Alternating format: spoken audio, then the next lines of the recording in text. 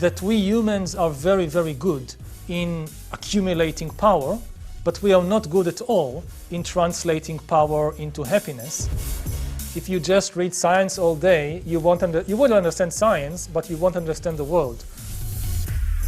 That we have the power of gods, but not the wisdom of gods. So we very often misuse our power.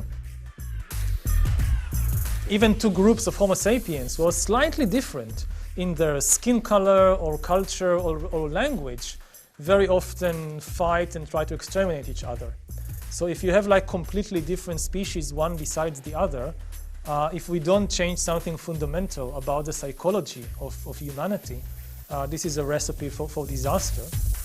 I'm not afraid of the bots rebelling. You know, so many science fiction plots are really putting bad ideas into people's minds because they cause people to fear this scenario that the robots will become conscious and rebel against us and try to kill us. And this is an extremely unlikely scenario. Authority is shifting from conscious humans to highly intelligent but non-conscious algorithms. And if we allow this to continue without checks and balances, we will lose control of our lives and of the future of humanity. As long as you think that anything that pops out in my mind, I chose it freely, you're actually a slave. Freedom is not something you have, it's something you have to struggle for.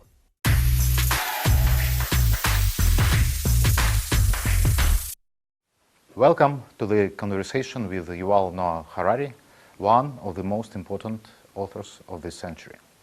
Hi. Hello, happy to be nice here. to meet you. Very simple question. What are your favorite ideas in your books? Two favorite ideas, and that you think are most endurable and most important? One, I would say, is the enormous importance of fiction for human history, that we control the world because we can cooperate better than any other animal, and we can cooperate better than any other animal because we are the only species that can create fictional stories and believe them. And this may sound strange, but if you look at human cooperation, in almost every field, it's based on fictional stories. It's most maybe obvious in the case of religion, when even religious people would agree that all religions are fictional stories except one. My religion is, of course, the truth. Mine. But all the other religions, these are fictional stories that enable millions, billions of people to cooperate.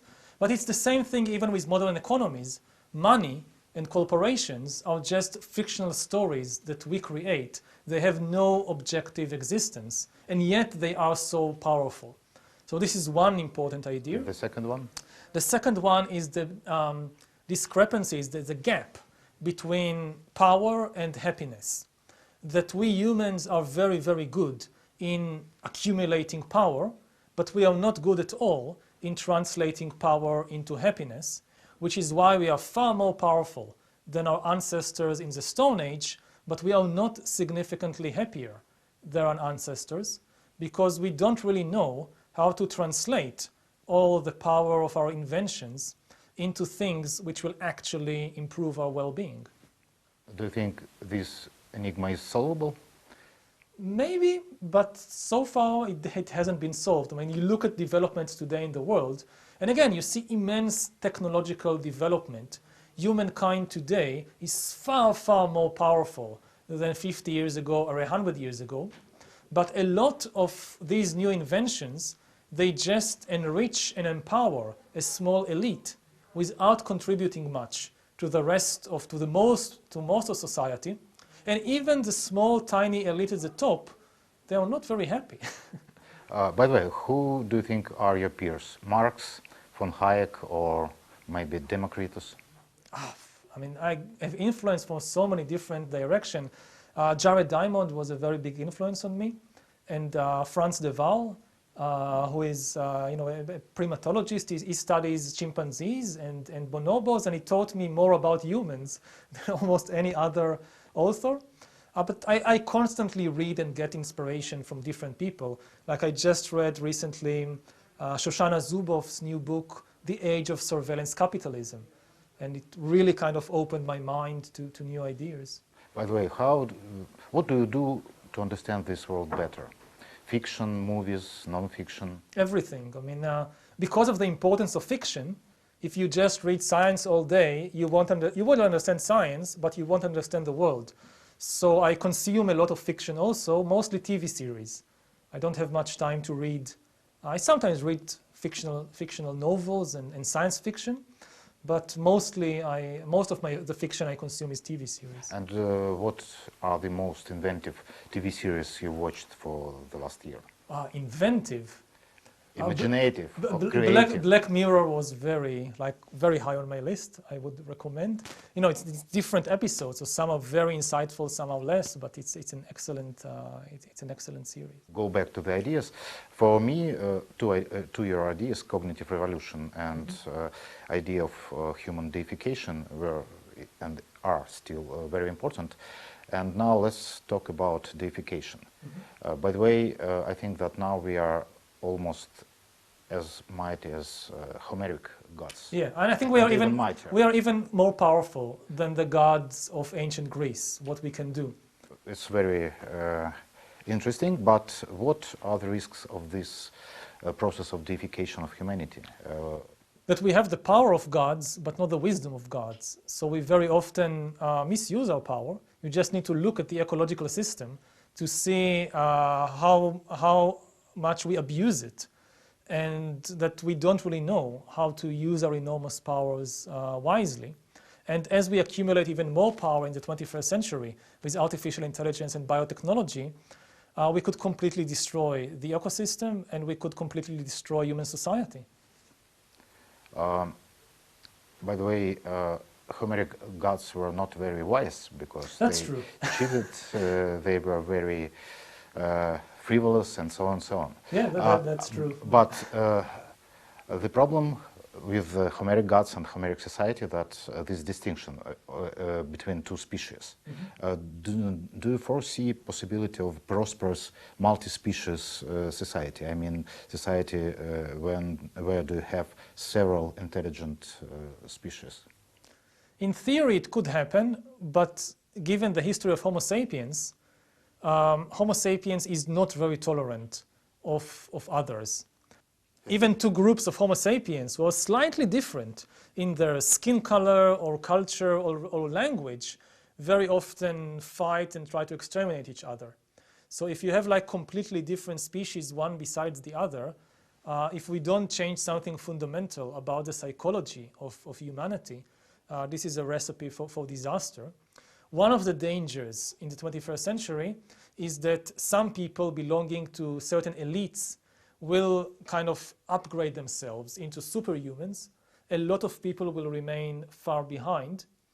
And the powerful will, as usual in history, exploit and even annihilate the others, even if the others are the majority.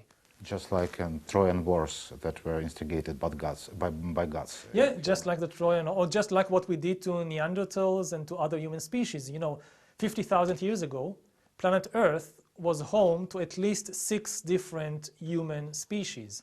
Homo sapiens was just one of them. To many people today, it sounds fantastic that there could be another human species on Earth. But this is the case with most animals. Like you think about bears. So you have polar bears and grizzly bears and brown bears and black bears at the same time on Earth. So how come you have just one species of human everywhere? And this was not the case 50,000 years ago. But as Homo sapiens spread over the world, it exterminated or drove to extinction all the other humans. And if Homo sapiens now splits into different biological castes or different species, the danger is that the same thing will happen again. You told me that you are watching these days Better Than Us, Russian TV series. Then we have not superhumans, but subhumans, I mean bots. And this looks like almost reality. Is peaceful coexistence between human species and bots, androids? Possible, yes, certainly. Again, it depends how we program them and who controls them.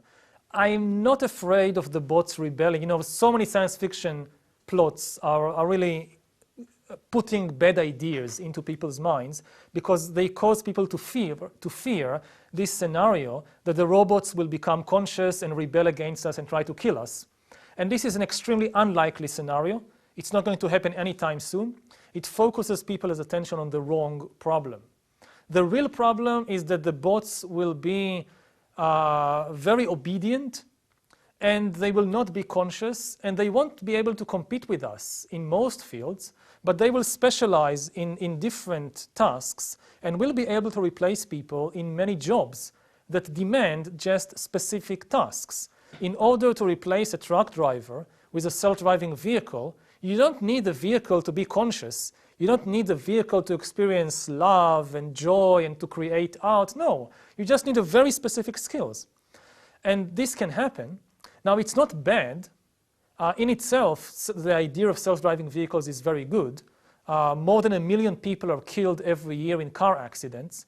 Most of them are caused by human error. If we have self-driving vehicles, we can save 1 million people every year.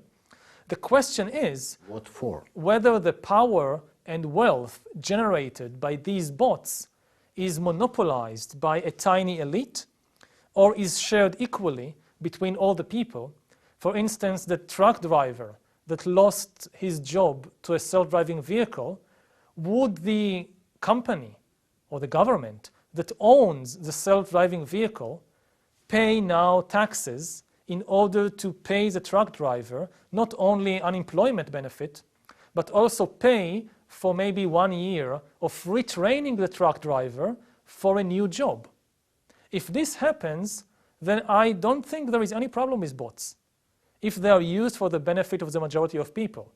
But again, the danger is that you can have a kind of monopoly, that millions of bots being owned by a corporation, being owned by a single oligarch or a few oligarchs, and they say control the entire transportation system of the whole country. Now, the transportation system is based on humans. You have hundreds of thousands of truck drivers, bus drivers, taxi drivers. They all share a small part of the economy. It also gives them political power, because if the government does something that all these people don't like, they can go on strike, and basically, the entire transportation system is shut down. So this is political power.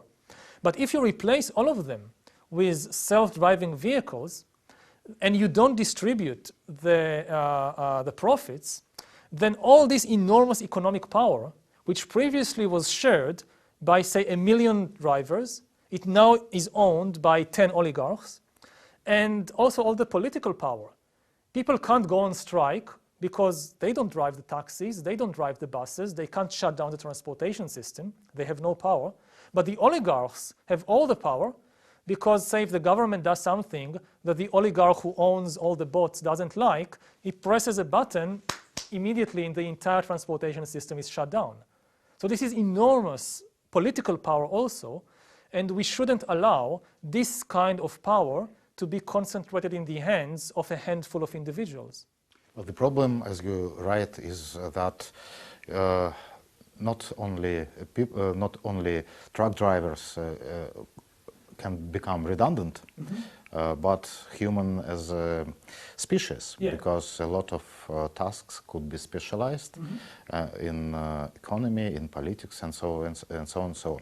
But I wonder, you remember Marx? He predicted that modernization, industrialization would lead to the end, to demise of liberalism, capitalism, but his prophecy wouldn't come true. Yes, and we see that there were, at least there were, maybe there are, still mechanisms to strike back. Yes, yes, there are. And what I just described, it's not a prophecy. It's not inevitable. It depends on the decisions we take today. It depends on which politicians we vote for. It depends on what these politicians do. So if you're afraid of this possibility, that so much power is concentrated in the hands of a tiny elite, we can take action today to prevent it. And this is the reason that I write these books and I go and give these interviews, in order to make people realize the dangers and to have the focus on these problems. If I thought that this is inevitable, then what's the point? Just to prophesize the future when you can do nothing about it. By the way, one of the very interesting discussions in your book is discussion about free will. Yeah.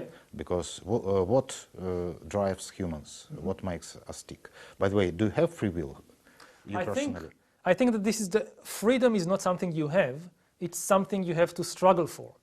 The problem with the idea of free will is that people have this naive belief that anything I want is my free will. Like I stand in the supermarket and I have all these brands of cereal and I choose this brand, I exercise my free will. But actually this is not free will. The thought that pops up in your mind, you did not choose to have it. It's usually the product of some very complex interaction between your biological system and all kinds of external influences, all kinds of commercials on television and the education you got and so forth. So as long as you think that anything that pops out in my mind, I chose it freely, you're actually a slave.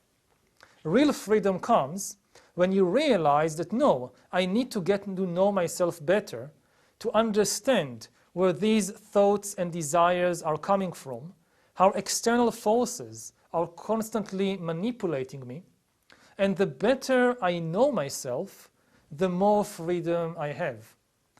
So again, free will is not something that you have or don't have. It's our task. It's a task, exactly. It's something you need to actively struggle for. And the same concerns yourself. Yes. Everybody's have to do the job for themselves in this respect, because, you know, my brain and my psychology is different from yours.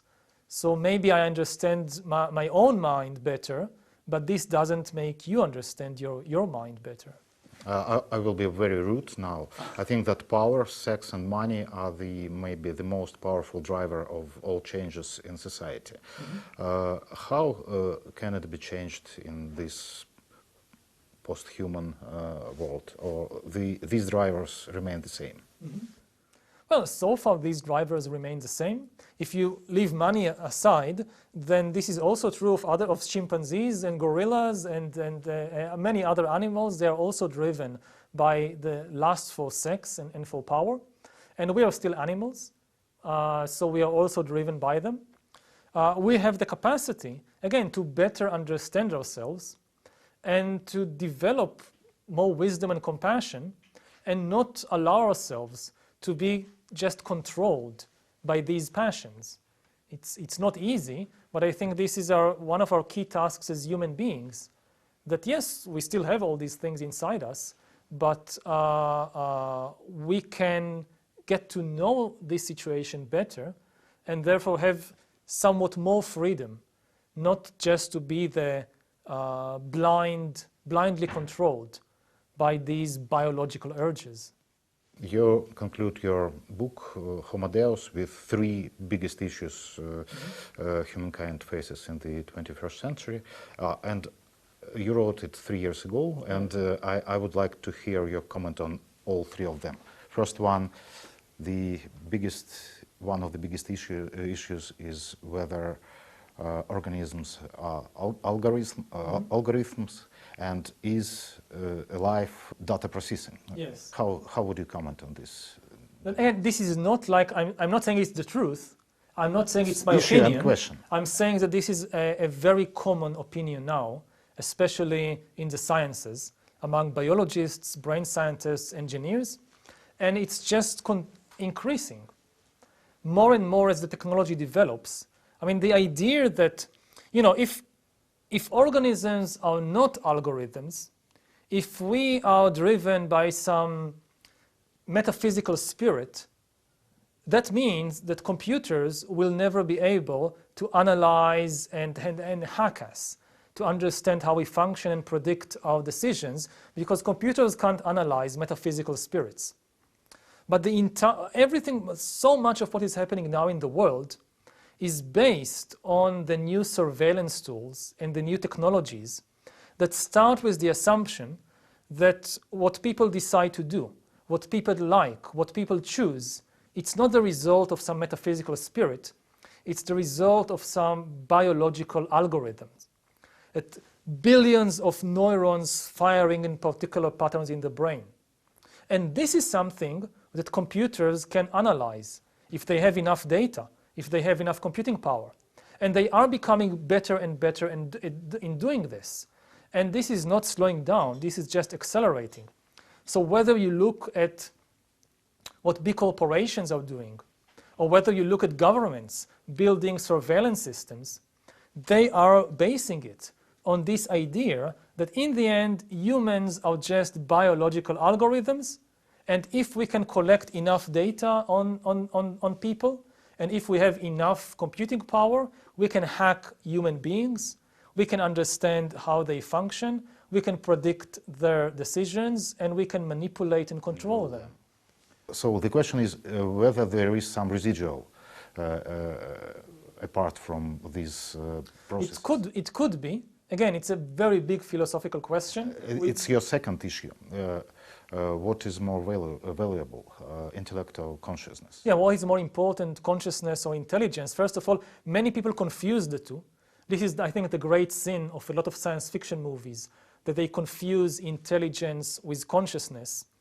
Intelligence is the ability to solve problems. Consciousness is the ability to feel things like love and hate and pain and joy. Now, in humans and all other mammals, chimpanzees, dogs, cows, we solve problems by feeling things. Like we decide which cereal to buy, or whom to date and whom to marry, or who to vote for, based on our feelings. Now, computers solve problems in a completely different way. They don't rely on feelings. And we could see computers developing to become super intelligent without having any consciousness at all. The world might come to be dominated by super intelligent entities that can solve problems much better than us, make decisions much better than us, without any consciousness. And that, I think, is a huge danger, and it's already happening, or beginning to happen all around us. Authority is shifting from conscious humans to highly intelligent but non-conscious algorithms. And if we allow this to continue without checks and balances, we will lose control of our lives and of the future of humanity. By the way, you remind me about some discussion I had with a philosopher from Kiev. My position was that you can't stop technology. This is kind of avalanche or tsunami. He told me that it's just morally very bad and wrong technology. So what is your position? Is it possible? You can't just stop all technological progress. You can't just come and say, okay, stop all research in AI. It's not going to happen. And even if it happens in one country, other countries will continue, and just you will be left behind. But you can influence the direction in which people develop, what kind of technology you develop, and how you use it. You can influence that. So you look, say, 50 years ago, you compare the USSR with the United States. They have access to the same technology, but they use it to build very different kinds of societies. Here you have options. And it's the same with the future. You can't stop all research in AI. But whether development of AI will lead to the creation of digital dictatorships, or whether it will lead to the creation of very tolerant and liberal societies, this is non-deterministic. This we can influence. Even in the kind of technology we develop. At present, a lot of engineers are working on developing surveillance tools that monitor individuals in the service of governments and corporations. So the government is watching you and collecting data on you. But technically, there is no problem developing the opposite kind of technology. Tools that monitor the government in the service of individuals. For instance, to stop government corruption. If governments likes surveillance so much, then all these officials shouldn't mind if we survey them. Let's make a level playing field for all. So this is a choice we have. We can invest more time and money in developing these kinds of monitoring tools, And this will lead to a very different kind of society. And the third big issue, big problem, how can we live in a society, in an economy, in a political society when algorithms know us much better than we ourselves? So we need a couple of things. First, we need to know ourselves better to stay ahead of the algorithms. And there are different ways to do it. This is an individual project. Every person is responsible for getting to know yourself, your weaknesses, your issues.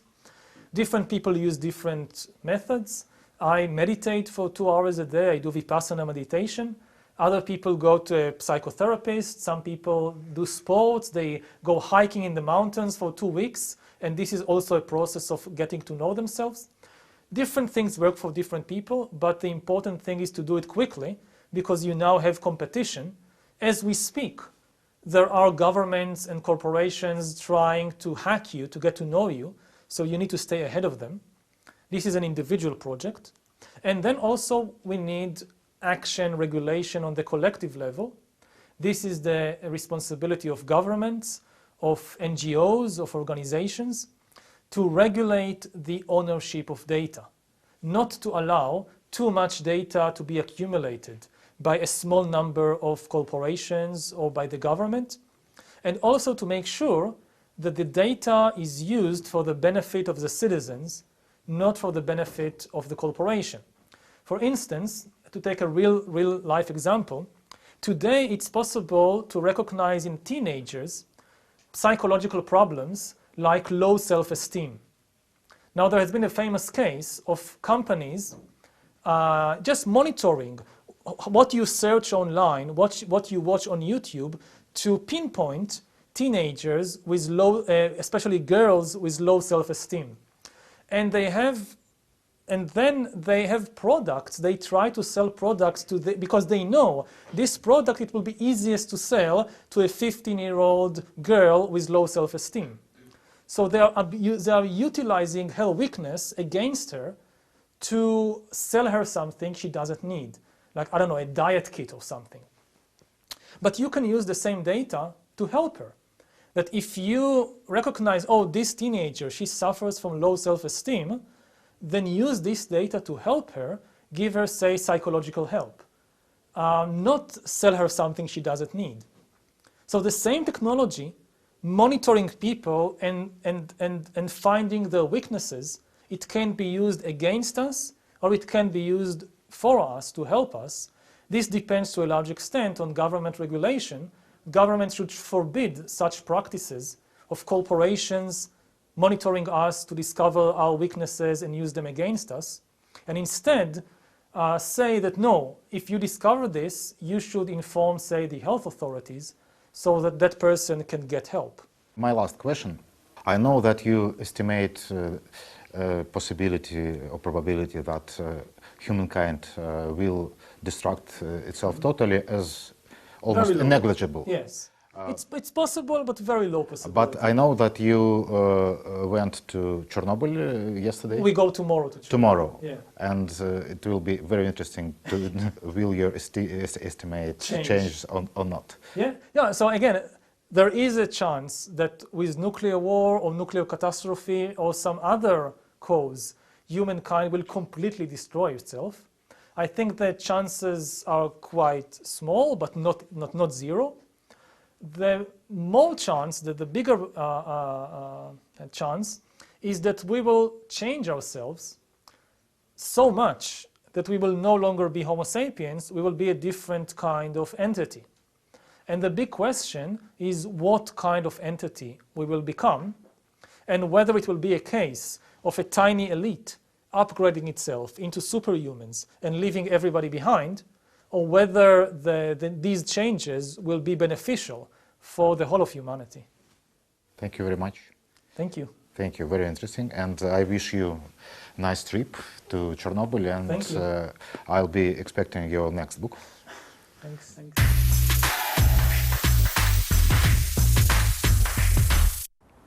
Не переключайтесь. Впереди много интересного. Вы посмотрели одно интервью, впереди будет много других, еще более интересных интервью, я надеюсь. А сейчас мне нужны ваши комментарии, ваши шеры и, конечно, подписки.